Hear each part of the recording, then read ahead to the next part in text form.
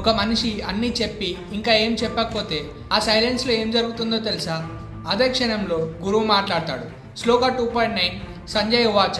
ఈ క్షణంలో జన్మతః అంధుడైన ధృతరాష్ట్రునికి సంజయుడు ఈ సిచ్యువేషన్ అంతా వివరిస్తున్నాడు. సంజయుడు అంటున్నాడు, అర్జునుడు నాకు ఈ యుద్ధం చేసే శక్తి లేదు అని చెప్పి మౌనం పాటిస్తున్నాడు అని. ఆ మౌనం తర్వాత శ్రీకృష్ణుడు నవ్వుతూ మాట్లాడతాడు. ఇక్కడ జరిగిన గొప్ప విషయం ఏంటంటే అర్జునుని క్వశ్చన్స్ ఆగిపోయాయి, లాజిక్ ఆగిపోయింది, అర్జునుని రెసిస్టెన్స్ ఆగిపోయింది, పూర్తిగా మౌనం వచ్చింది. కానీ ఈ మౌనం డిఫీట్ కాదు, కంప్లీట్ సరెండర్నెస్. ఇక్కడ కృష్ణుడు ఎందుకు నవ్వుతున్నాడు? శ్రీకృష్ణుడు నవ్వడం అవమానం కాదు, కేవలం కర్ణుడు ఎందుకు శిష్యుడు కంప్లీట్గా రెడీ అయ్యాక నా మార్గం కాదు మీ మార్గం అని ఒప్పుకున్నప్పుడు గురువు మాట్లాడతాడు. ఈ శ్లోకాతో అర్జునుడు మాట్లాడడం ముగిసింది. శ్రీకృష్ణుడు గీత ఉపదేశం మొదలవుతుంది. ఇలా ఒక వీరుడి మౌనంలో దైవిక బోధ ఆరంభమైన క్షణం గీత ఉపదేశానికి కృష్ణ